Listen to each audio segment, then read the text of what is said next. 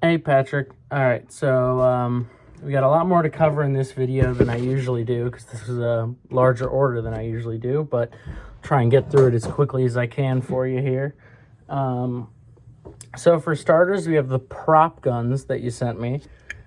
These came out fantastic. You can see right here, you got the long gun there that you had sent me. Now, I will say this, trying to scale it based on the video game proportions, the weight distribution in real life is not great. So I would avoid holding it by this handle on its own, like trying to lift this without holding anywhere else. I would try and make sure you either have two hands or that you lift from over here, because that pivot point is not going to like the weight that's up here. So bear that in mind, but this came out really cool. It's got that nice weathered, textured look that the video games seem to have, so I went with that. Scaled to a human person based on the video game information that I could find. So yeah, this came out great. So you'll have this one, and then put that over here. You'll also have the pistol. So this one obviously is much lighter in general, so it doesn't really matter how you're holding that, but based on the images you sent me, I got as close as I could. Same textured, weathered look to it with a bit of a black wash to give it that used, weathered feel, but this one also came out really nicely. So those two I'll have in that package for you. And then finally, we have your helmet here with the articulating visor. So as we discussed, I went with this one-way film material. I think you're really going to like that. I think it gives that bright red look you don't see inside, but very see-through from the other end. But yeah, so you could put this thing on, and then you have your visor that can articulate downward right there. And then when you want to put it up, it sits right there. So I've included these little braces here. I was trying to do it. It's based on a gear system for the articulation, but these braces that blend in with the helmet there are there so that it doesn't, under heavy force, if you're moving around a lot, drop down too low. So you've got that, and then when you tuck it up, it just sits right there, which is really nice. It's got that stripe you got on the back on one of the images that you sent me. The rest of it is sort of a matte type of black, which is what it looked like.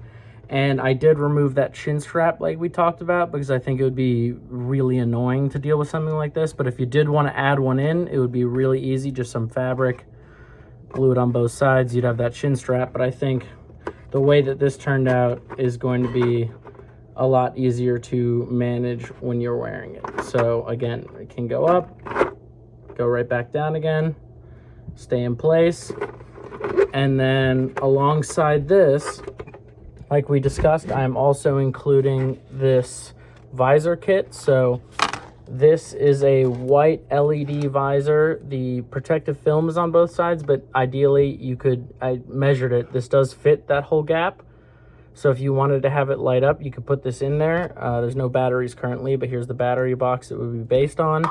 And since it is white, I have this thin plastic film you would just put on the outward facing side, glue that right on, glue that in, and you'd have a red visor that glows.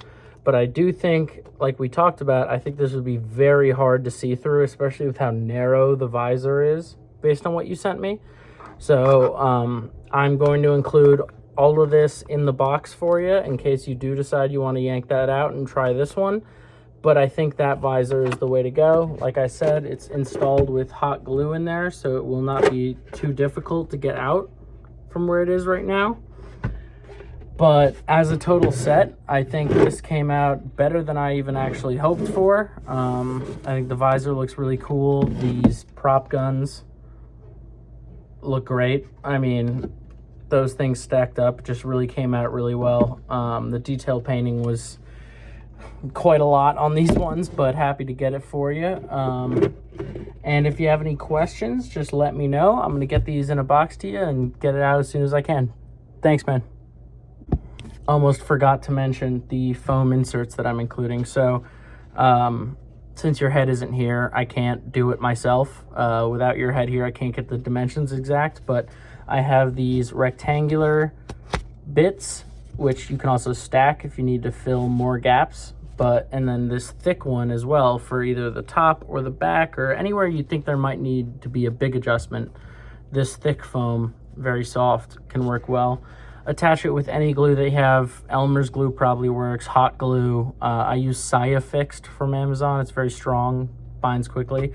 There's not a ton of extra room in here, so I don't think, based on your head circumference, I don't think you're going to need to fill in that many gaps. But you know, maybe your eyes don't align, so you want to put something up top to lower your eye level, or on the sides to keep it from wobbling. These will be perfect for doing that. So just pop it on, wiggle around. If you feel some room, fill those spots in with one of these pads. And if there's still more room after you're done, just stack another one right on top to make a bigger gap. But I think that covers the rest of it. So thanks again. And if you have any other questions, let me know.